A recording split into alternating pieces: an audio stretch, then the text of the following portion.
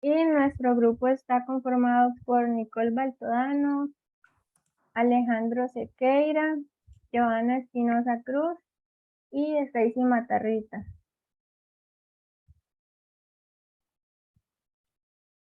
Bueno, la persona que creó esa teoría se llama René Thom, nació el 2 de septiembre de 1923, murió en el año 2002, fue matemático y profesor universitario y desarrolló la teoría de 1968 a 1972.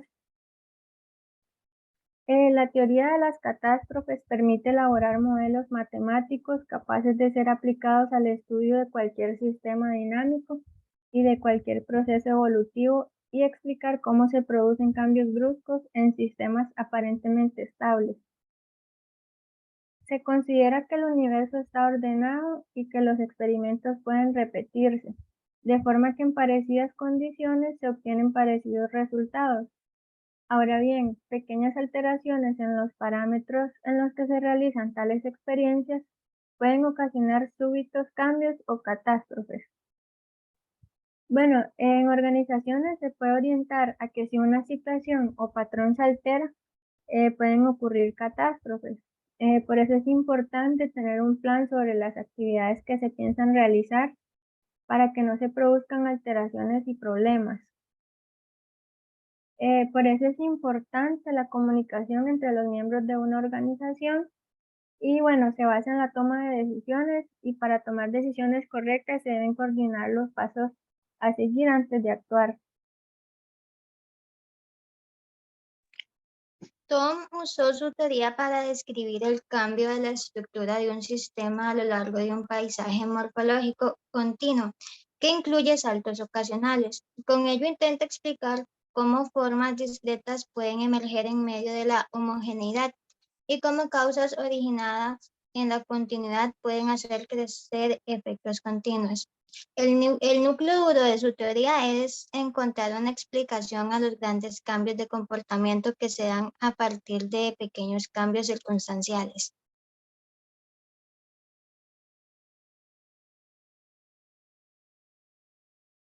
Características de la teoría de las catástrofes. La discontinuidad implica que pueden producirse cambios repentinos del comportamiento o de los resultados hasta llegar a cierto punto donde no sea posible seguir manteniéndose en el mismo estado y se sufre de un cambio brusco. Es decir, son parámetros que de alguna forma no están previstos para que sucedan. Divergencia. Es la tendencia de las pequeñas divergencias para crear grandes divergencias. Es decir, son variaciones muy pequeñas del punto inicial de partida que derivan hacia resultados totalmente alejados. Un ejemplo de eso podría ser una compañía aérea que obliga a satisfacer todas las demandas de pasajeros. Si bien un avión habitual tiene una capacidad de 100 pasajeros, una demanda de 101 pasajeros motivará la necesidad de utilizar un avión mayor, incluso la de aterrizar en un aeropuerto distinto. Y por último tenemos la histéresis, que es el estado que depende de su historia previa, pero si los comportamientos invierten, conducen a que no se vuelvan a la situación inicial.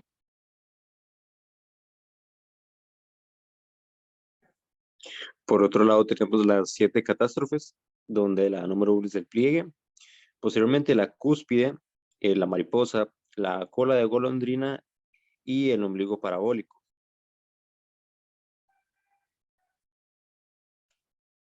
Posteriormente, para finalizar con las últimas, que serían el ombligo elíptico y el ombligo hiperbólico.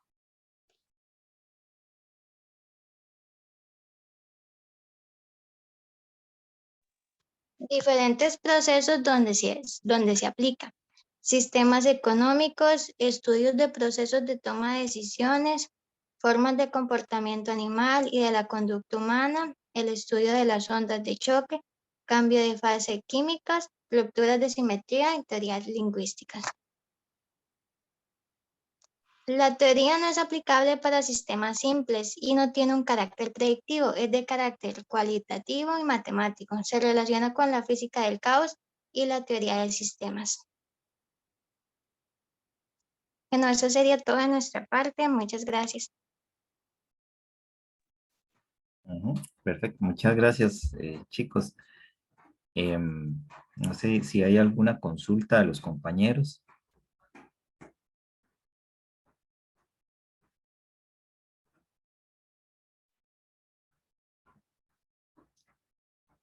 Ok, ahí, aunque es un modelo matemático, pues lo importante de aquí es, ¿verdad? Para lo que nos compete a nosotros, eh, el tema de esas pequeñas divergencias o esos pequeños cambios, ¿verdad? En procesos planificados que pueden alterar significativamente los resultados, ¿verdad? De un proceso.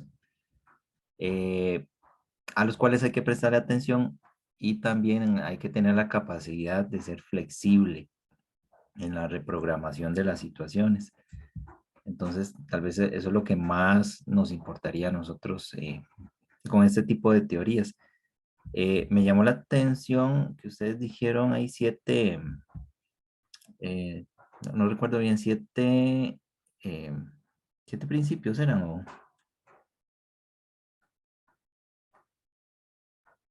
no sé si alguien me puede reubicar ahí. Eran 7 catástrofes de lo que hablaba. Ok, ¿esas a qué se refieren? Que hasta ahora las escucho. Profe, Bueno, en lo que investigamos, pues menciona como que sí hay muchos tipos de catástrofes, o sea, como que la persona que creó la teoría creó esos 7 tipos, pero la verdad es que así en todo lo que investigamos, en ningún documento así como que lo explican así una por una, sino que solamente las mencionan. Ah, ok, ok, ok. profe, es que como tal, los tipos se representan bajo fórmulas matemáticas, entonces no se pueden representar como de manera explicativa, digamos, sino que son como, por ejemplo, x igual a y con -3, por ejemplo. Entonces, la manera de explicarla sería un toque difícil. Ujú. Ah, ok, no, perfecto. Eh, y también ustedes mencionaban algo ahí de la teoría de sistemas. Bueno, obviamente estas teorías como bien dicen, no se explican para sistemas simples. Eh, si en algún momento ustedes en tesis o están proyectando el marco teórico, pues estas teorías tal vez les puedan servir de fundamentación para explicar una situación ambiental. Por ejemplo, la teoría general de sistemas se adapta muy bien a nosotros, ¿verdad? Para explicar la interacción de sistemas y elementos entre el entorno ambiental, las actividades humanas, etcétera. Entonces, es un buen marco teórico de referencia, si en algún momento lo quieren usar en tesis. Ok, chicos, perfecto. Vamos con el siguiente grupo. Yo puedo compartir, pero Ok, ay, ¿quién me habló? ¿Quién me habló? Es que perdí aquí la... Yaret. Ah, ya te vi. Vamos a ver. Ya te doy el control. Listo.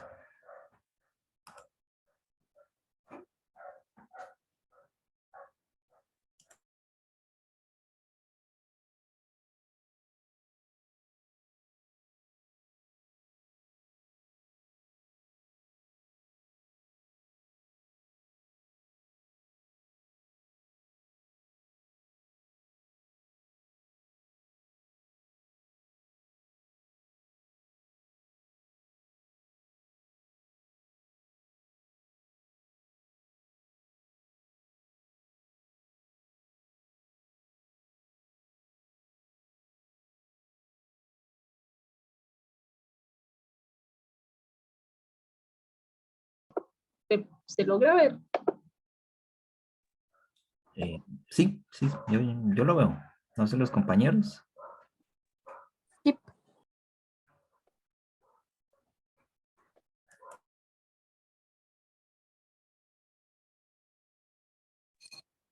Bueno, muy buenas tardes, compañeros y compañeras. Nuestro tema es sobre la ecología organizacional. Este grupo está conformado por Jared Bolaños, Nayeli González, Brandon Medrano, Dayana Cordero y mi persona, Paola Mena. Para empezar a hablar sobre la ecología organizacional, hay que saber cómo nace.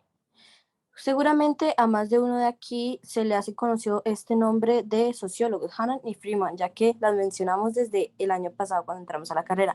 Estos dos sociólogos se preguntan por qué hay tantas organizaciones y hacen una relación con la tasa de natalidad y muerte. ¿Por qué hay tantas organizaciones? Y llegan a la siguiente conclusión. El contexto general determina si una organización existe o no. O sea, en otras palabras, el ambiente actúa y las personas responden. Ahora sí, ¿qué es la ecología organizacional? La ecología organizacional es el estudio de todas las ciencias sociales para entender y comprender el desempeño de las organizaciones ante las condiciones y el contexto en el que se vive su día a día, tomando en cuenta la parte económica, social y biológica.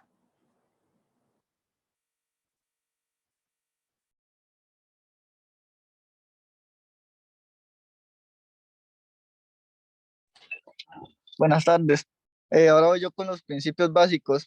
El primero es de la teoría de la inercia estructural. Se dice que se destaca por la imposibilidad de los cambios debido a la existencia de una gran rigidez. Normalmente los gerentes toman muy malas decisiones porque ya existe como una base para trabajar, entonces solo se sigue esa y a veces no se toman las mejores decisiones.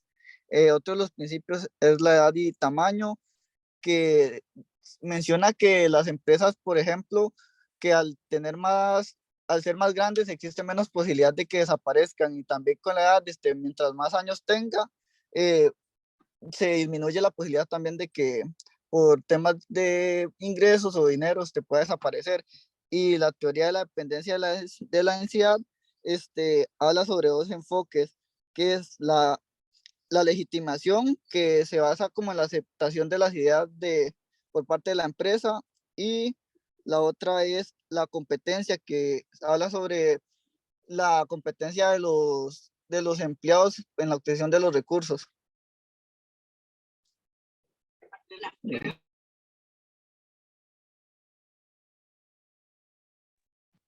Bueno, gestionar organizaciones implica llevar a cabo procesos que permitan seguir con los cambios del entorno para adaptarse de una mejor manera.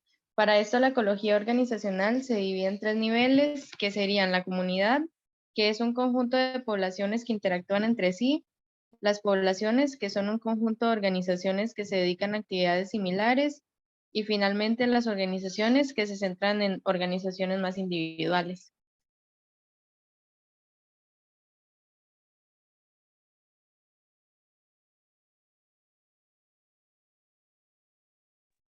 Bueno, esta ecología se caracteriza por ser considerada una escuela de la selección natural, ya que se centra en el entorno, de manera que con la cual se podría predecir si el ambiente es el adecuado o no para el desarrollo de una organización.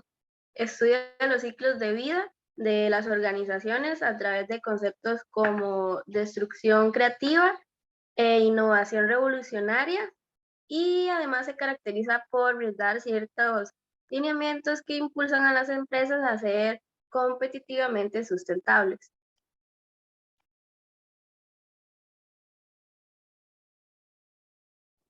Bueno, yo les voy a hablar un poco sobre las empresas pymes y las responsabilidades.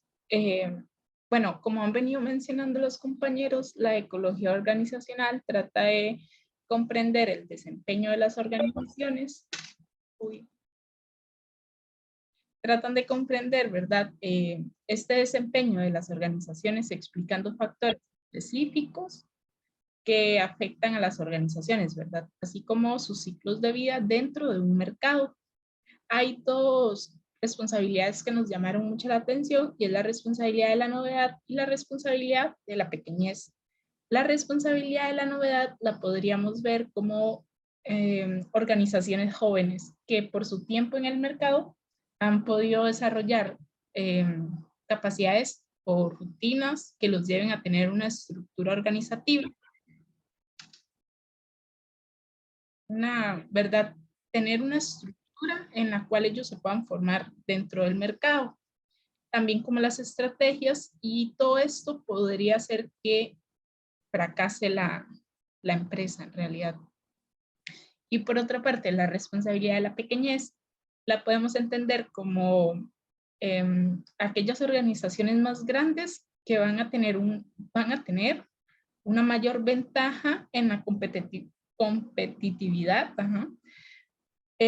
porque ofrecen más productos al cliente. Entonces, si entre más productos tienen, más competitivos van a ser con otras empresas.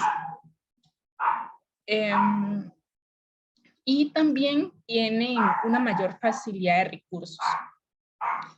Bueno, acá es importante mencionar que toda organización debe de ser súper ágil para poder realizar los cambios correspondientes que el entorno le ofrece. Porque el entorno siempre va a estar cambiando, porque si la empresa se resiste al cambio, podría estar destinada a un fracaso, ¿verdad? Por esta razón es importante que se realicen los cambios y adaptaciones de una manera eficiente para que sigan existiendo. Y acá, bueno, esta es una gráfica tomada de un estudio que se realizó a empresas pymes de nuestro país cuando estábamos empezando la pandemia por COVID-19. Como podemos observar en la gráfica, el porcentaje que de la empresa pymes pudiera seguir adelante en medio de la pandemia era mucho menor, al 15%. O sea, esta puede seguir operando con normalidad y ni siquiera llega al 10%. Y el resto de 3 a 6 meses, de 2 a 3 meses, de un mes, incluso 15 días. En ese tiempo, esto a mí me hizo, y es como lo que estábamos hablando la semana pasada sobre las empresas y todo este asunto, que cuando llegó el COVID-19 era bastante complicado analizar qué iba a pasar más allá, digamos. Entonces era y un futuro incierto, digamos. Pero ahorita, pues nosotros podemos ver qué es lo que ha pasado en realidad con esas empresas pymes, porque, bueno, las empresas pymes son medianas, pequeñas y microempresas, ¿verdad? Entonces, y bueno, no sé si vieron el foro, yo les mencionaba que cuando llegó la pandemia, muchos de los costarricenses emprendieron cosas en realidad. O sea, es bastante interesante el hecho de cómo la gente empezó a analizar y a tener técnicas para adaptarse a un sistema más virtual, como ventas, compras y varas así por internet. Entonces, bueno, más o menos eso era lo que yo les quería reflejar con esta gráfica. Y esta fue la bibliografía consultada y muchas gracias. Y disculpen por el perrito. No hay ningún problema. Gracias por la presentación, chicos. Y sí, muy interesante y muy cierto lo que ustedes indican. Y creo que esto es parte de nuestro diario vivir. Cuando integramos una organización, bueno, o sea, en qué ambiente está desarrollándose esta organización. Vemos muchas organizaciones que la tasa de sobrevivencia o es muy baja o no tienen las herramientas suficientes para sobrevivir en un entorno que es muy exigente y muy cambiante, muy variable, en donde los gustos de los clientes pues cambian repentinamente, ¿verdad? Muy rápido. Y sí, la próxima clase vamos a estar ahí haciendo un espacio para conversar todo esto con el tema de la pandemia. Sumamente interesante cómo nos ha cambiado la forma de consumir, la forma de captar clientes, la forma de promocionarnos, o sea, varió todo. Y ahora que estaban hablando, ajá. Esto, bueno, eso, no sé, a mí me llama mucho la atención en realidad porque estaba leyendo, bueno, ese documento, ¿verdad? Que había muy poca expectativa sobre las pequeñas empresas, así, Exacto. Cuando empezó la pandemia. Y obvio, sí, muchas empresas cerraron, sea, llegaron al fracaso en realidad, pero hay más bien otras que se crearon. Entonces es bastante interesante este tema. Sí, sí, nuevos nichos de mercado, nuevos productos que surgieron o empresas que se fortalecieron, ¿verdad? Creo que comentábamos las empresas de aplicaciones, el streaming, que hablando del streaming, les iba a comentar, ¿ustedes conocen o han escuchado lo que era antes de Blockbuster? Que eran las tiendas de, de videos, de estos cassettes de videos de películas. No, profe, la verdad no. Sí, no hace mucho, no hace mucho habían tiendas para ir a alquilar las películas en cassettes de cinta magnética para las videocaseteras. Entonces esta empresa era una empresa grande en Estados Unidos, Blockbuster, entonces tenía cientos de tiendas por todos lados. Y vos ibas, sacabas la película que querías ver un viernes o un fin de semana, la alquilabas y bueno, luego la devolvías. Si no la devolvías, pues te la cobraban. Pero salió después la idea de Netflix con todo el tema de internet y el streaming, y Blockbuster tuvo la oportunidad de comprar Netflix, pero no lo hizo porque estaba tan confiada en que su mercado era fuerte y su sistema y método era fuerte y que los clientes iban a ser fieles, que obvió esa oportunidad y ya sabemos lo que pasó. Netflix ahora es una de las principales empresas de streaming en competencia con Disney, en competencia con Amazon, con HBO, etcétera. Y Blockbuster pues desapareció. Entonces, uno de los peores errores empresariales que han habido en ese sentido. Y eso tiene que ver con cómo vemos las oportunidades y cómo nos adaptamos a ese entorno cambiante para no morir, ¿verdad? En esta competencia continua, ¿verdad? Entre las empresas. Pero sí, no sé, ya me sentí un poco viejillo. No, mentira. Es que sí, antes uno iba a alquilar esos benditos cassettes. Ok, chicos, muchas gracias a los compañeros. Vamos con el último grupo. Profe, yo soy la que voy a compartir. Ok, ahora vamos a ver.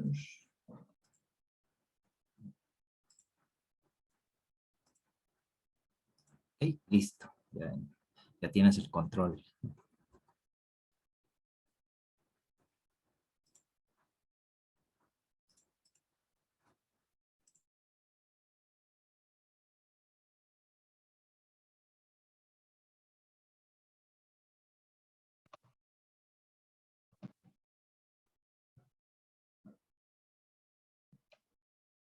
Profe, antes de empezar, ahorita nada más somos 4. Yo creo que Jason no está. Ok, no sé si tuvo algún problema o... No sabría decirle la verdad, no nos dijo nada. Ok, bueno, adelante. Bueno, sí pueden presentar sin él. Sí, claro, no hay ningún problema. Ok, adelante. Bueno, buenas tardes. El día de hoy les vamos a hablar acerca de la teoría de los sistemas alejados del equilibrio. Este grupo está integrado por Daniela López, Rachel Villegas, Natalia Centeno, Jason Ortega y mi persona Aura María Jiménez. Como primero, vamos a hablarles un poco acerca del enfoque y la énfasis que tiene esta teoría. Esta tiene como énfasis el cómo y por qué las organizaciones pueden adaptarse y autoorganizarse. Y su enfoque es cuál es el estado de equilibrio de una organización y por qué el sistema de estos nunca puede estar en equilibrio. Por lo que tanto son sistemas alejados del punto de equilibrio. Aquí les vamos a hablar un poco acerca de qué es esta teoría. Bueno, esta teoría nos permite entender cómo evoluciona el orden dentro de la inestabilidad de aquellos sistemas que se encuentran en desorden. Por ejemplo, las organizaciones son sistemas caóticos, por lo cual estos se encuentran en este sistema alejado de equilibrio, ya que son inestables, son no lineales y son impredecibles.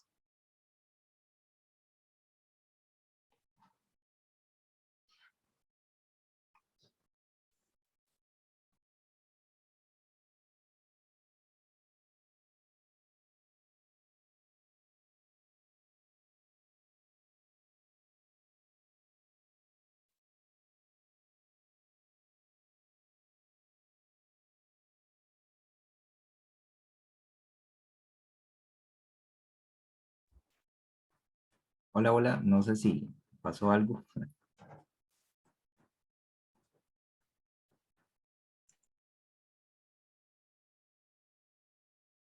Profe, es que Daniela tiene el audio activado, pero al parecer como que no se escucha, porque a mí me sale que lo tiene activado. Ah, ok, ok. No sé, de un momento, porque es que sale que lo tiene activado, no se escucha. Sí, sí, sí. Problemas técnicos siempre salen. Si no, cualquier cosa yo le digo, no me importa, porque sí sale que está hablando, pero no se escucha, quién sabe qué será.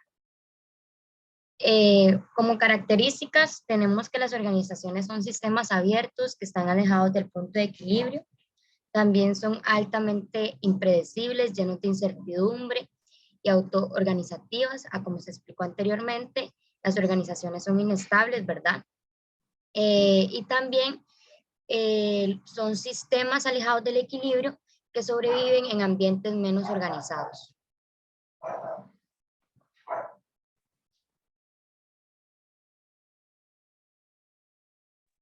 Bueno, este tema en relación con la salud ambiental, bueno, le encontramos la relación en que la salud ambiental abarca muchos factores. Entonces, bueno, algunos de ellos es como la salud, el ambiente y asimismo abarca la parte económica, la parte cultural. Y con eso hace que el equilibrio sea como eh, casi imposible, porque por más que se intente tener la parte sanitaria totalmente correcta, siempre hay algo que falla en otro de los aspectos. Entonces encontramos la relación como en eso, de que a pesar de que se intente como ese equilibrio, no se, no se logra por completo. Y si se logra, en algún momento va a estar eso, va a estar como variando y por eso es como que sí tiene esa relación y que es como que se utiliza, digamos, la salud ambiental utiliza esa teoría de alejado del equilibrio.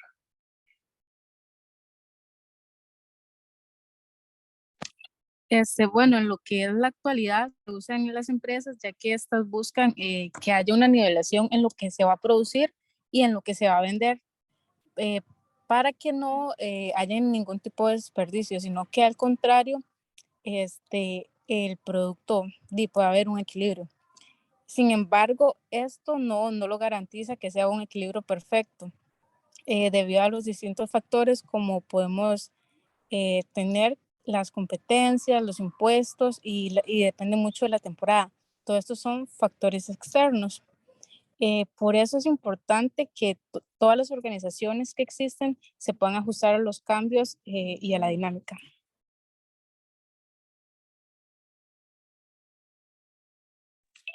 Y hablando del equilibrio, como lo hemos hecho en esta presentación, también encontramos lo que es el desequilibrio que sucede. A esto se puede referir también como la termodinámica no lineal. Esto, según el autor Navarro en el 2001, se va a caracterizar por su inestabilidad, que es vista no como algo negativo, sino más bien como una fuente de creatividad y para un potencial desarrollo, para poder haber que haya un cambio y también se pueda avanzar hacia algo más complejo.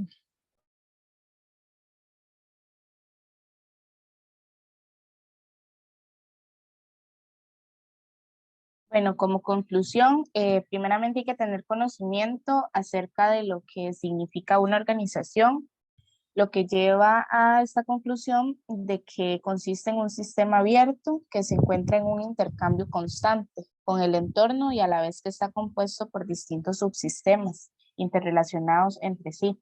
Es importante tener en cuenta que la organización siempre será un sistema social, ya que está creado por el hombre y de una manera intencional y que éste puede ser modificado, haciendo su estudio más relevante. Al estar los sistemas organizacionales divididos en 4 subsistemas, cada uno de ellos debe tener bien definidas y diferenciadas sus funciones para el funcionamiento correcto de la misma. Muchas gracias. Eso sería todo de nuestra parte. Perfecto, muchísimas gracias. Sí, la intención de estas presentaciones, bueno, aparte de reforzar la lectura, es hacer énfasis en eso, ¿verdad? Estamos en sistemas que no son predecibles. Tenemos que desarrollar esa capacidad de adaptación y de respuesta al entorno. Y en el tema ambiental y sanitario, pues eso es súper importante para nosotros. Y lo que ustedes dicen es muy cierto, o sea, en estos temas nunca vamos a pretender ni esperemos en que todo ya está en equilibrio, todo está funcionando perfectamente porque siempre hay algún evento, situación externo o interno, ¿verdad? Que nos hace repensar otra vez la estrategia o buscar nuevas soluciones a problemas que se van presentando. Por ejemplo, nosotros aquí con gestión de residuos sólidos se ha estado trabajando y trabajando en temas de educación ambiental, en temas de estrategia de separación, de recuperación de residuos, etcétera. Y se nos integra un nuevo elemento que no lo habíamos contemplado en el plan de gestión de residuos, que es los hospedajes no tradicionales, ¿verdad? Todas las plataformas de hospedajes que están saliendo. Lo que es Airbnb, lo que es Booking, etcétera. Hay varias plataformas. Entonces, eso le genera una presión al sistema en mayor cantidad de residuos sólidos de hospedajes que no estuvieron diseñados para eso.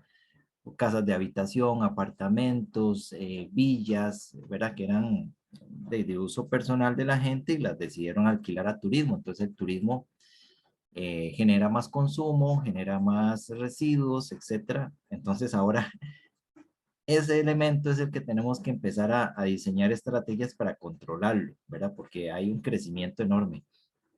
Si ustedes han, bueno, no sé si se han quedado o han buscado opciones de alojamiento en Airbnb, son una gran cantidad de opciones las que hay. Por ejemplo, aquí en Monteverde ya hemos identificado como más de 400 o 500, ¿verdad? Y es bastante en zonas turísticas. Pero les pongo el ejemplo en esa variabilidad constante que siempre hay, ¿verdad? De las situaciones. Ok. Creo que ya estaríamos con las presentaciones. No sé si hay algún comentario final de estos temas.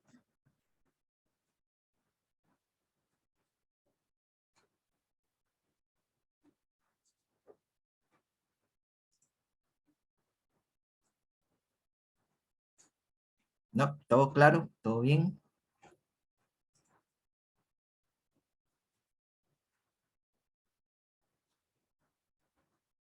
Sí, Todo claro por el momento, profe. ok, ya estaba asustado. Nadie me responde nada. Ok, perfecto. Muchas gracias a todos los grupos.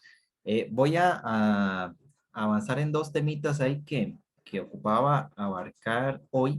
Si no nos da chance, lo seguimos el otro viernes. Voy a compartirles la pantalla. Vamos a ver. Okay. Me indican si pueden, vamos a ver. Me indican si pueden ver la presentación.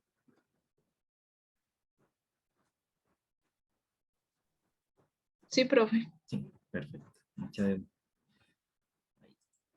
Vamos a aceptar aquí a 2 que están ingresando. Ok. Vamos a ver. Ok, nada más, esto es para aclarar un poquito más el panorama sobre el trabajo final que deben hacer con las organizaciones que ya han identificado o que están en ese proceso. ¿Qué elementos ustedes deben considerar para lo que es el diagnóstico organizacional?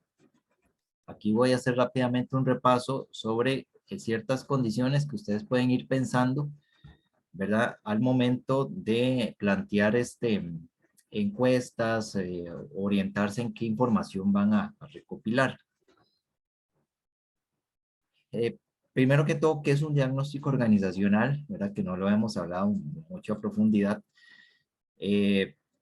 Básicamente, pues, es un acercamiento al conocimiento o al saber de una organización. Y tenemos que entender, como bien lo han dicho ustedes, las organizaciones son entes vivos, son entes complejos. Hay que revisar periódicamente las organizaciones, ¿verdad? No son estáticas en el tiempo, tienen que evolucionar y si no evolucionan, pues mueren. Y hay distintos sistemas que componen el todo de esas organizaciones. No, en el diagnóstico no tratamos de buscar o reafirmar lo que ya conocemos de una organización, sino que tratamos de ver qué es lo que se desconoce o qué es lo que no está a simple vista en una organización o no se ve. ¿Qué buscamos o qué van a buscar ustedes? Bueno, o un equipo de trabajo que haga un diagnóstico organizacional, oportunidades de mejora, innovaciones que puedan presentarse y retos o situaciones que nos preparen hacia las exigencias del entorno.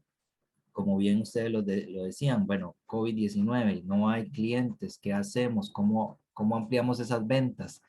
¿Cómo mantenemos más bien las ventas? Bueno, la estrategia virtual, la estrategia de comercialización vía internet, etcétera. Ese diagnóstico, pues, proveerá información que es importante para los directivos para tener en cuenta y tomar decisiones o negociar, ¿verdad? Con actores del segmento. Necesitamos negociar con asociaciones de profesionales, con gremios, con ONGs, con proveedores, con clientes, etcétera. Entonces, esa información clave puede ser vital. ¿Qué van a considerar ustedes en el diagnóstico organizacional? El contexto político y económico del mercado de la región.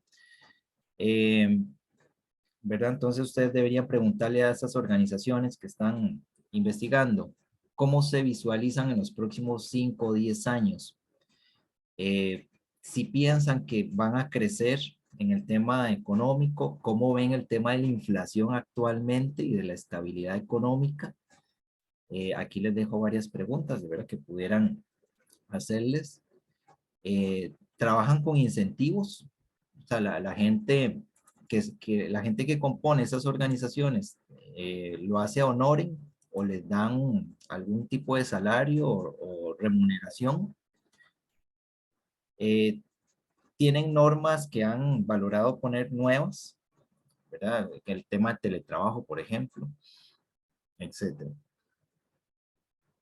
Creencias de la dirección, los objetivos perseguidos, cuáles son los objetivos estratégicos de esa organización, cuáles son sus debilidades, quiénes son los líderes en esa organización, quiénes toman las decisiones, cuáles son sus objetivos estratégicos, si los tienen, y si no los tienen, pues sería un aporte que ustedes podrían hacerles. Sobre el clima laboral interno y la visión de la organización, ¿verdad? Cómo trabajan ellos internamente, cómo fomentan el trabajo en equipo, o sea, cómo trabajan ellos con los proyectos. ¿Hay o no hay trabajo en equipo? ¿Hay rencillas o no? ¿Cómo ven ellos a los directivos o a los gerentes o al director o al presidente de la junta, por ejemplo? ¿Verdad? ¿Qué concepto tienen de esos líderes en la organización? Por ejemplo. Luego, en el tema de clientes y satisfacción de clientes, es bueno que ustedes se pregunten o le pregunten a esa organización cuáles son sus clientes potenciales, a quién, por qué existe esa organización. Si es una asociación de desarrollo, bueno, ¿a qué comunidades sirve? Si es una ONG, ¿a qué interés o a qué tema se dedica? Cuando ustedes los atienden, ustedes se sienten bien atendidos por ellos, los reciben, les dicen, sí, claro, vean, estamos muy complacidos de que muestre interés en nuestra organización, o tal vez ha sido difícil contactarlos o no les dan mucha bola, por decirlo así. ¿Cómo se sienten ustedes como externos con esa organización de primera entrada?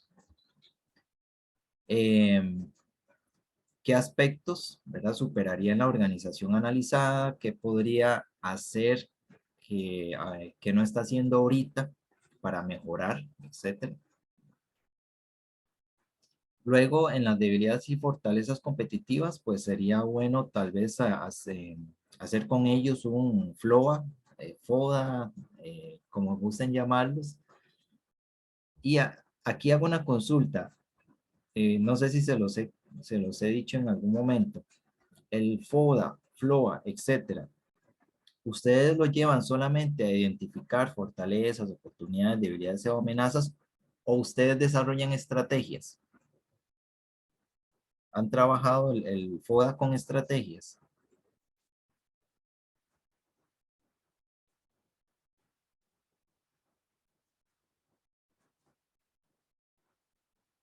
Alguien que me responda, a no sentirme solo. Profe, al menos yo no. Ok. No, gracias. Yo les voy a compartir ahí una herramienta. Es que no recuerdo si se las compartí o no, pero no importa. Si no, ahí les queda de nuevo. Una herramientita para no solamente que se queden en identificar esos elementos, sino que puedan hacer cruce de los elementos y establecer alguna estrategia potencial. Por ejemplo, tengo una debilidad que la cruzo con una amenaza. Entonces, ¿qué estrategia hago yo ahí para contrarrestar amenazas o contrarrestar debilidades o maximizar fortalezas? Entonces, para ir un poco más allá de solo mencionar oportunidades, debilidades, amenazas, etc. Entonces, si tienen oportunidad de hacer esta herramienta, desarrollarla con las organizaciones, lo importante es que ustedes les dejen algo, ¿verdad? Les dejen un insumo. Ok, luego sería interesante también que se cuestionen con ellos la comunicación interna y externa, ¿verdad? Cómo se comunican entre ellos, correo electrónico, WhatsApp, celular, cómo se comunican con el cliente o con el público meta a través de Facebook, a través de páginas formales en internet, a través de WhatsApp también, etcétera. ¿Qué otros medios de comunicación pueden tener? ¿Verdad? No sé si tienen publicaciones, algún volante que me imitan cada cierto tiempo, o a través de la iglesia, si hacen comunicados a través de la iglesia, a través de la municipalidad, a través de la radio o televisión. Entonces es bueno consultarles estas partes. Y si hay alguna oportunidad de mejorar la comunicación interna y externa, lo pueden ustedes indicar en su trabajo, ¿verdad? Para ellos. Ok. Lo importante aquí en el diagnóstico es que es un proceso de medición que puede variar desde una investigación experimental hasta una narración descriptiva. Entonces, o sea, no es que sea explícitamente una investigación como tal. Tiene como objetivo describir, establecer relaciones entre esas variables de la organización, ¿verdad? Lo que anteriormente comentábamos. Y la idea es de todo esto de generar conocimiento nuevo que permita entender a la organización y tomar decisiones. Es un proceso sistémico, sí, hay diferentes actores que ustedes deben analizar: los dueños, los administradores, los empleados, los que están en investigación, clientes, etc. Es un proceso humano, ¿verdad? Y como tal está muy influenciado por el tema subjetivo. Si ustedes le preguntan a un colaborador cómo se siente usted en la organización, pues es una percepción subjetiva que hay que ponerla, ¿verdad? Hay que valorarla. Por eso tiene que ver con opiniones, con valores, con prejuicios, etc. La organización, el diagnóstico organizacional también tiene que entenderse como un proceso de medición orientado a evaluar diferentes aspectos de la organización. Y hay dos estructuras importantes, hay dos elementos importantes. Ustedes valoran o evalúan la estructura organizativa y a las personas. Ok, bueno. Y también ustedes están haciendo un codiagnóstico porque ustedes están también aportando de alguna u otra forma a la organización. ¿Cuáles son algunos determinantes importantes para el diagnóstico organizacional? Bueno, si hay un interés legítimo de reorganizar la estrategia organizacional, hay un marco teórico del investigador, ustedes son entes externos, ¿verdad? Que están valorando una organización, entonces van a tener su marco teórico establecido de conceptos que se les dé aquí en el curso. Ustedes van a tender a ver situaciones que son subjetivas o objetivas, ¿verdad? Subjetivas en el tema de opiniones y valores de la gente, objetivas en el tema de normativa interna, reglas, procedimientos que tenga la organización. Y en todo esto siempre hay supuestos subyacentes, lo que son mitos, ritos, el poder, cómo se gestiona el poder en esa organización, creencias, procedimientos, etc. Vamos a ver. Entonces, en las áreas del diagnóstico organizacional, pues hay dos elementos, ¿verdad? Y volvemos a repetir. Estructuras o procesos técnicos y las personas y procesos humanos. Entonces, todo lo que son procesos, si es una empresa, procesos productivos, administrativos, etcétera, son parte de la estructura. Y está en el medio interno y el medio externo, ¿verdad? Productos, en el medio externo, productos, mercados, tecnología existente, marco regulatorio nacional o municipal. Y en el otro gran ámbito que son las personas, los procesos de reclutamiento, cómo se seleccionan las personas, cómo se capacitan a las personas, el desempeño, la remuneración, se les paga con dinero, se les paga con ¿cómo se llama esto? Ay, Dios mío, con capacitaciones, por ejemplo, lo que es el salario emocional, ¿verdad? Se les premia, se me fue la palabra. Se les da incentivos en cuanto a reconocimientos, ¿verdad? De alguna otra forma. Y el medio externo, las relaciones públicas, ¿verdad? Cómo lo ven los consumidores, cómo está la relación con proveedores, etc. Entonces, aquí nada más para recordar, ustedes van a estar viendo dos elementos, ¿verdad? Dos ámbitos, perdón. Lo que son las estructuras de esa organización y lo que son las personas como tal. ¿Qué tiene que ver con esto? La estructura en los procesos y los procesos técnicos y las personas y los procesos humanos. Para que tengan en consideración este cuadrito que diferencia muy bien eso. En el diagnóstico también tiene mucho que ver el tiempo del diagnóstico. Como estamos en un semestre, pues es algo un poco rápido, ¿verdad? Lo que ustedes van a hacer, pero el diagnóstico se puede extender de acuerdo a las necesidades de los cambios, ¿verdad? En una organización y si requieren urgencia de resultados, ¿verdad? Por ejemplo, necesitamos hacer una evaluación de cómo nos está viendo o cómo nos percibe el cliente interno y el cliente externo, ¿verdad? O qué productos están siendo más, están decayendo más que otros. Luego, aquí quiero hacerles un énfasis en la ética. Ustedes, la organización, van a estar en un proceso de intercambio de información y van a entrar en un proceso de confianza. Entonces, la confidencialidad de la información que les dé esa organización es clave, ¿verdad? Entonces, siempre en el tema de ética tienen que mantenerlo y ser muy objetivos, porque al final es ese tema de confianza entre ustedes como estudiantes que investigan la organización y la información que les está dando la organización. Entonces, tengan presente siempre el tema del respeto, ¿verdad? Con la información o datos.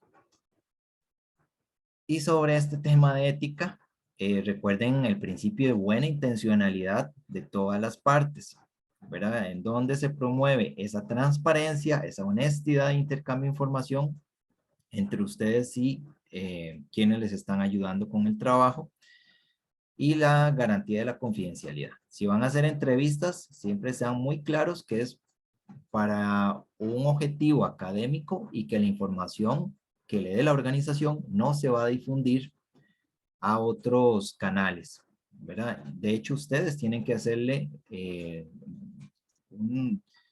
una vuelta de información a ellos y un producto. Entonces, estamos claros en esa parte, perdón, de la ética. Sí, profe. Listo, gracias. Y por supuesto tienen que explicar bien a los participantes de los objetivos de la investigación, los propósitos del estudio, ¿verdad? Como les mencionaba, para generar esa confianza. Entonces, resumiendo, chicos, en el diagnóstico organizacional, ustedes van a analizar el contexto o medio ambiente de las tareas de la organización, si hay o no hay objetivos estratégicos, cuáles son las maneras de liderazgo que hay en esa organización, si hay conflictos, si se pueden identificar, pues genial. Los roles de poder, las estructuras de decisión, quién decide qué en temas de acciones, en temas de presupuestos, etcétera. Cómo es la comunicación organizacional a lo interno y a lo externo. El tema de cultura organizacional tiene que ver mucho con los valores que hay en esa organización, las metas, los medios de comunicación que tienen ellos también, los grupos y equipos que se formen ahí, las tecnologías que utiliza la organización como tal, qué los motiva a ellos a seguir ahí, cuál es el comportamiento de ellos. Analicen muy bien cómo los tratan a ustedes, ¿verdad? Como ente externo. Y la satisfacción, ¿qué les motiva, qué les llena a ellos, qué los satisface? ¿Es un salario? ¿Es un reconocimiento? ¿Es por hacer un bien a la comunidad? Pero entonces, estos elementos, pues, para que los consideren en el trabajo final. Igual les dejo ahora la presentación. No sé si hay alguna consulta, duda, comentario.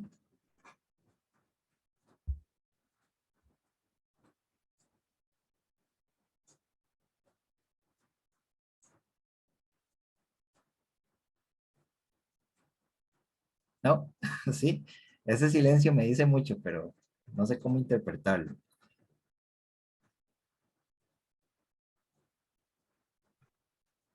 Todo está claro.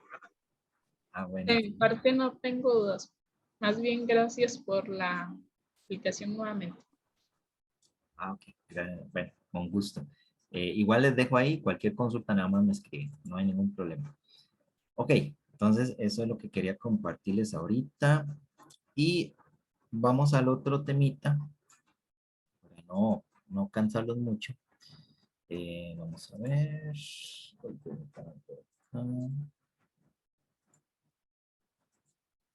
Ay, me perdí aquí. Vamos con la otra presentación.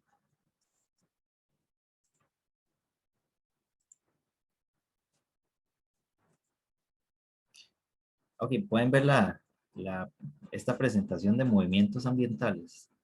Sí, profe. Gracias. Ok, vamos a hablar un poquito sobre los movimientos ambientales y les voy a explicar al final el trabajo que vamos a hacer para la otra semana. ¿Qué es un movimiento ambiental? O perdón, un movimiento social. básicamente, pues es una fuerza movilizadora, como bien lo indican los autores Barrantes, Maribet, Franceschi y Hania. Se tiende a tratar de cambiar o modificar las estructuras económicas, sociales, culturales existentes. Entonces, cuando algo ya se sale de la cotidianidad, cuando ya se tiende a no seguir esa estructura que se nos ha impuesto por mucho tiempo, hay una movilización estructurada, intencional, ¿verdad? A través de un movimiento social. Los movimientos sociales, ¿verdad? Tienen que ver con las organizaciones, que son mediadoras y agentes de cambio al final de cuentas. La estructura que dinamiza el movimiento social es como tal una organización. Y hay diferentes expresiones de las organizaciones, ¿verdad? Porque como lo hemos visto, son heterogéneas, son múltiples expresiones, pero interactúan con diferentes elementos y sistemas. Y a esto nos conlleva también el tema de las organizaciones ambientalistas. Para Castellanos, son esas organizaciones ciudadanas no gubernamentales, ¿verdad? ¿Cuál es el objetivo? Pues incidir en algún aspecto de la problemática ambiental y cómo poder resolver de alguna manera o de forma paliativa una situación ambiental a través de estudios, a través de acciones, etc. Ahorita vamos a ver algunos ejemplos. Por ejemplo, con el tema de situaciones, ¿verdad? Que ya hemos visto con plástico de un solo uso, bueno, una organización ambiental, en el caso de Mar Viva, una organización gubernamental, en el caso del MINAE, el Ministerio de Salud, o CRUSA, ¿verdad? Que es capital estadounidense, o el PNUD, ¿verdad? De la OPS, ¿verdad? Cómo estas organizaciones necesitan generar cambios importantes a problemáticas ambientales. ¿Por qué se moviliza la gente en temas de ambiente y salud? ¿Verdad? ¿Qué nos motiva a cada uno de nosotros a integrar organizaciones en el tema académico, en el tema social, en el tema gubernamental? Básicamente porque nosotros somos una construcción de un sujeto político ambientalista. Estos últimos 40 años hemos visto mucho activismo en temas sociales, en temas de ambiente, y esto refuerza también los derechos humanos. El capital social ambientalista ha estado creciendo en las últimas décadas, se ha ido fortaleciendo, entonces eso nos lleva a generar una nueva ética, ¿verdad? En el tema ambiental. Y esto trasciende no solamente la comunidad, sino también a nivel regional y nivel global, con el tema de nuevos liderazgos en la lucha contra el cambio climático y la Agenda 2030, ¿verdad? Para lo que es los Objetivos de Desarrollo Sostenible. La Organización Mundial de las Naciones Unidas, por ejemplo, ha estimado en el tema ambiental que para el 2050 habrán 143 millones de migrantes climáticos. Entonces esto obliga a las organizaciones a actuar de una u otra manera. ¿Verdad? Son temas en boga, son temas que nos competen a todos. Y también esa ética ambiental, esos movimientos ambientales se han visto fortalecidos con varias acciones a nivel de organizaciones globales. El tema de la Cumbre de la Tierra en Estocolmo en el 72, la Agenda 21 en Río de Janeiro, los Objetivos de Desarrollo del Milenio, ¿verdad? Que luego fueron modificándose, conferencias para el futuro que queremos, Río +20, y finalmente los Objetivos de Desarrollo Sostenible proyectados al 2030.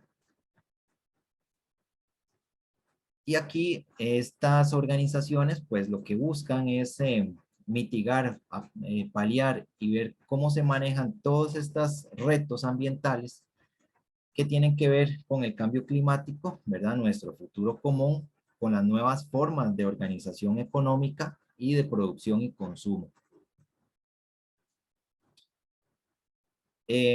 La OMS ha indicado, ¿verdad?, que se deben tomar acciones inmediatas para evitar muertes innecesarias en el tema de climático y de salud.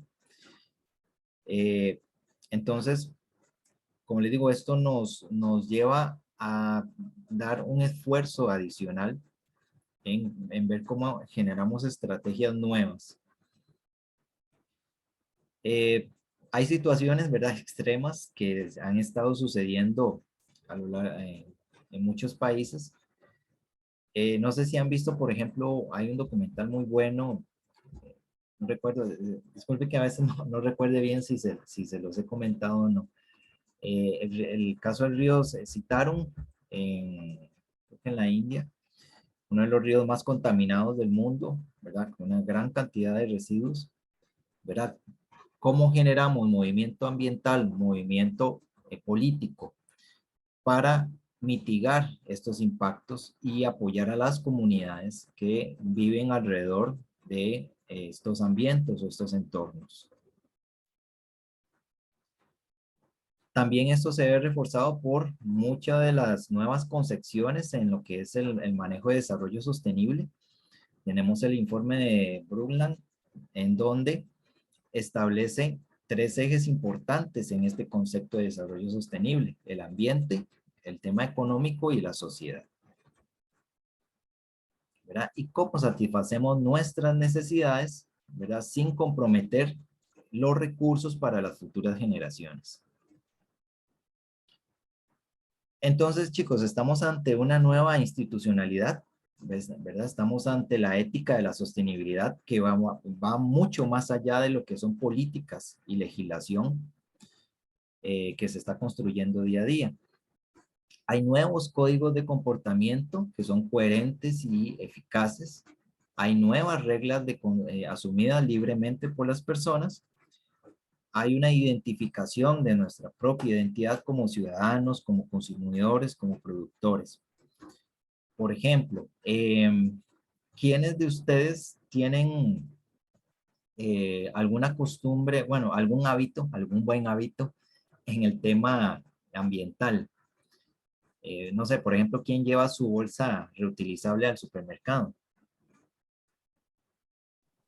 Profe, yo no sé si cuenta, pero digamos, yo los jabones que uso y los champuses son en barra, digo, de estos caseros. Ajá. Sí, ¿cómo se llaman? Artesanales. Ajá, exacto. Es que se me fue la palabra. Sí, eso es un hábito de consumo, ¿verdad?, que se está fortaleciendo mucho. Buscar lo que es menos procesado químicamente, ¿verdad? Lo que es un poco más amigable con el ambiente, por decirlo así. Por ejemplo, sí, los que llevamos nuestras bolsas desechables, los que evitamos, bueno, consumir plásticos de un solo uso, los que evitamos también consumir mucha energía eléctrica, ahorrar un poco más, etc. Estos son nuevos códigos, ¿verdad?, de comportamiento que se van cimentando un poco más en la sociedad. Incluso el consumidor ahora exige mucho en el tema de productos biodegradables, productos amigables con el ambiente, productos sin un exceso de químicos, ¿verdad?, por ejemplo, etc.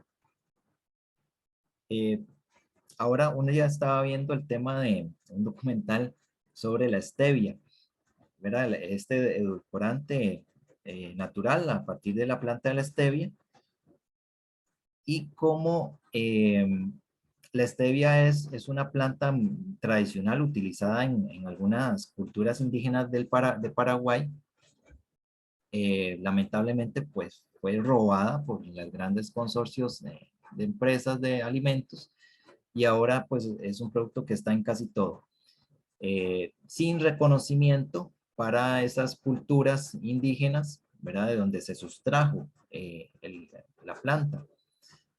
Entonces, muchos movimientos dicen, bueno, hay que hacer legitimar, ¿verdad?, el valor de la tradición indígena en ciertas plantas, ¿verdad? Y no comercializar por comercializar las cosas. Entonces hay todo un debate sobre cómo no quitarle los derechos, ¿verdad?, a las tribus indígenas y ese conocimiento ancestral para hacerlo en mercancía. Bueno, aquí les dejo un infograma, por ejemplo, algunos consumos responsables, el tema de cambiar el centro comercial por el mercado, ¿verdad? Consumir en ferias del agricultor y no en supermercados. Evitar las latas, como les decía, apagar las luces, envases retornables, rechazar las bolsas plásticas y utilizarlas de papel, etc. Y esto tiene que ver con este redespertar a estos principios éticos sostenibles, ¿verdad? Con una valoración de nuestras raíces ancestrales en el tema de protección ambiental. Porque al final el conservacionismo y ese ecologismo costarricense son viejos, o sea, nosotros lo tenemos en el ADN, ¿verdad? De esa misma cultura precolombina. Los pueblos que pedían permiso para la hora de cazar, esa sabiduría ancestral en el tema de manejo de ciertas plantas, épocas de consumo, de cultivo, etc. Y recientemente pues hay investigaciones que están volviendo a redescubrir esas tradiciones ancestrales, por ejemplo, en pueblos indígenas y tribales, ¿verdad? Lo que es la gobernanza de los bosques para acciones climáticas concretas, el conocimiento ancestral en ciertos productos de cultivo, etc. Y hay programas y proyectos muy interesantes que está desarrollando la Organización Mundial de la Salud, etcétera, en esto. ¿Por qué estamos redescubriendo todo esto, verdad? Porque estamos íntimamente ligados a nuestro entorno. En los años 70, en nuestro país hubo mucho movimiento ambientalista y organizaciones que nacieron. En el caso del Comité de Defensa del Patrimonio Nacional, el CPDN, en el caso de la Asociación Costarricense Conservación para la Naturaleza, ASCONA, y ejemplos como la lucha contra leyes, ¿verdad?, que suscribía el gobierno para lo que era explotación de recursos naturales. El caso del aluminio, el caso de la explotación de bauxita por Alcoa, pues fue una lucha insignia, ¿verdad?, en este tema de los movimientos ambientales.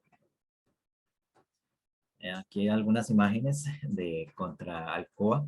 De hecho, quien dirigió más o lideró más estas luchas fueron estudiantes de la Universidad de Costa Rica. Y uno de los promotores del movimiento ecologista en Costa Rica, ¿verdad?, don Ricardo Quesada López Calleja, a él se le debe pues la fundación del movimiento ecologista en Costa Rica a través del Comité de Defensa del Patrimonio Nacional.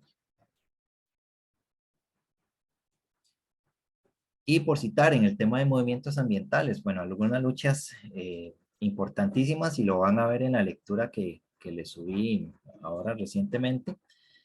La denuncia del comercio y explotación de la arqueología, nuestro recurso arqueológico, la recuperación de una gran cantidad de material arqueológico que fue robado, saqueado y vendido a coleccionistas en California. Pues el país ha hecho grandes esfuerzos para recuperar esa historia arqueológica nuestra de colecciones privadas.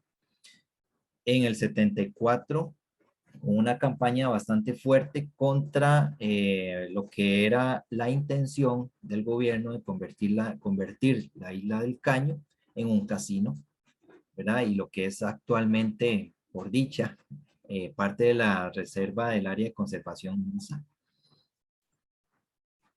O luchas que se han dado, por ejemplo, en Playa Tambor, cuando hubieron 25 muertes de cetáceos, toda una investigación que surgió ahí por el tema del uso de amoníaco anhidro que era liberado en el Golfo de Nicoya, ¿verdad? Entonces son luchas, como les digo, que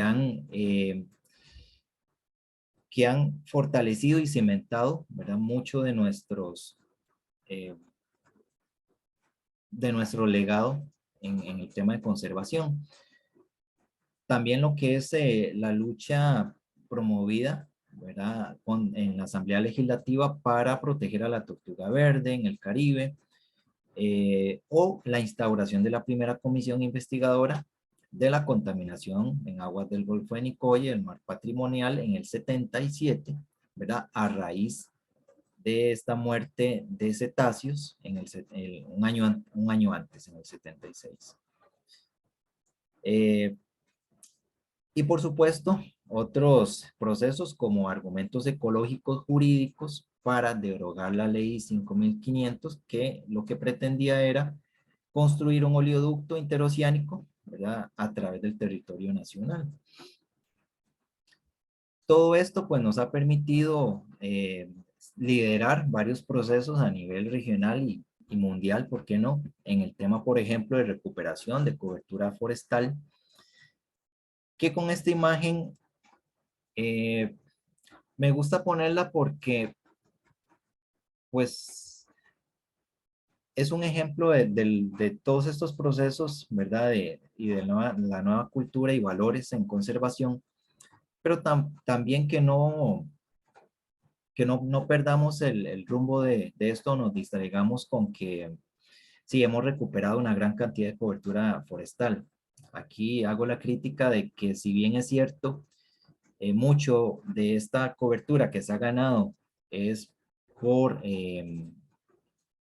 bosque secundario o bosque en regeneración que se ha estado dando, pues hemos perdido bosque primario lamentablemente, y también aquí se incluye lo que son cultivos forestales, ¿verdad? Que se ha incentivado mucho. Y la conservación por pago por servicios ambientales. En el tema, por ejemplo, de cultivos forestales está el tema de la teca, ¿verdad? Que lo que hace también ayuda a captar carbono, pero no es que sea ya un bosque que se conserve perennemente, sino que es como obviamente un cultivo como tal. Ok, bueno, aquí les dejo también una imagen más, ¿verdad? Esto nos ha permitido exportar nuestra experiencia de conservación y cómo revertir el tema de la corta o tala de bosque con otros países, ¿verdad? Compartir esa experiencia.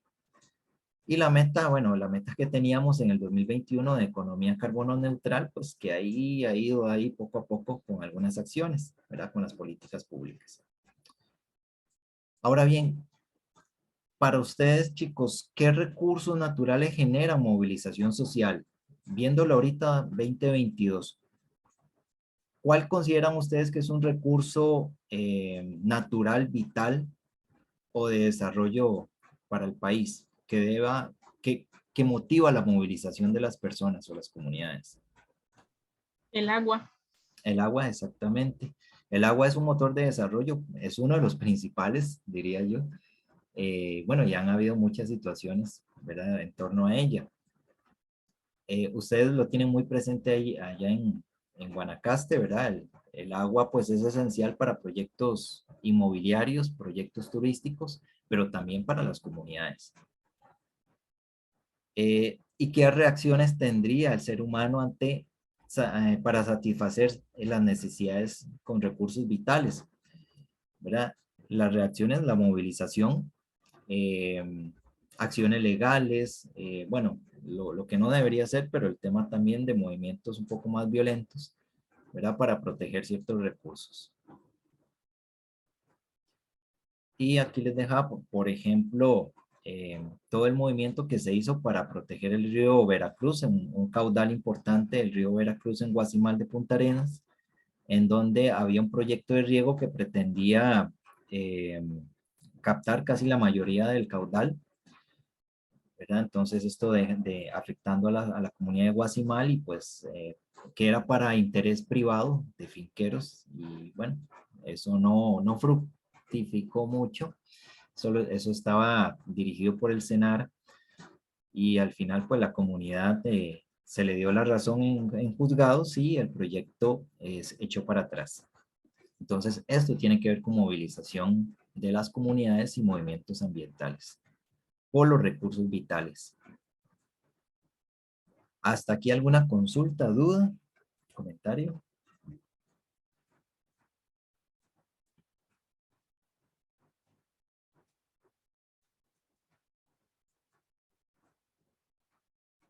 No, ok. Ok, chicos. Ok, vamos a entonces ahora a ver lo que prosigue. Ok, igual les voy a subir esta presentación y vamos a hacer un grupo un trabajo en grupos, perdón, para el 23, el próximo viernes. De la lectura que les he subido a mediación, que es trayectoria sociopolítica del movimiento ambientalista en Costa Rica, que tiene que ver con un poco con lo que les he estado hablando, cada grupo va a buscar alguna lucha ambiental o movimiento ambiental, puede ser a nivel nacional, a nivel internacional, y lo va a exponer el próximo viernes, ¿verdad? Puede ser unos 10, 15 minutitos. Y van a responder, ahí se los dejé en mediación, van a responder 2 preguntas. ¿Cuáles son las motivaciones de esos grupos para generar un movimiento? ¿Y qué podemos sacar de reflexión como profesionales en salud ambiental, ¿verdad? Sobre ese movimiento o esa lucha ambiental?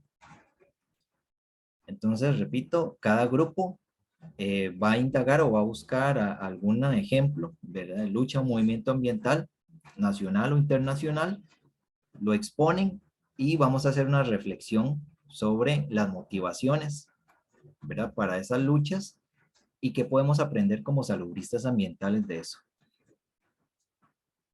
Entonces, no sé si está claro ahí la asignación para el próximo viernes. Sí, profe. Ok.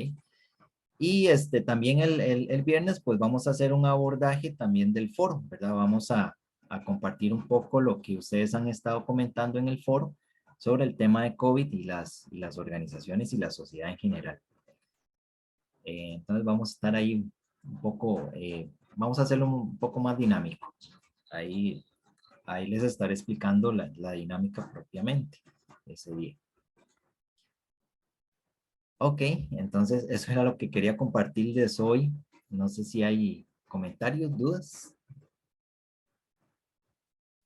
De mi parte no, profe. Muchas gracias. Ok, gracias, Jared. Perfecto. De mi parte tampoco, profe. Muchas gracias. Mucho gusto.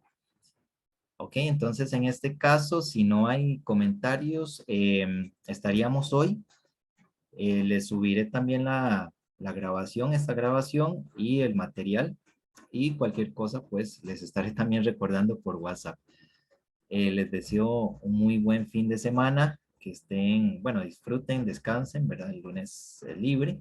Entonces, que tengan un muy buen fin de semana. Gracias, profe. Buenas Igualmente, noches. profe. Muchas gracias. Buenas noches. Hasta luego, profe. Buenas noches.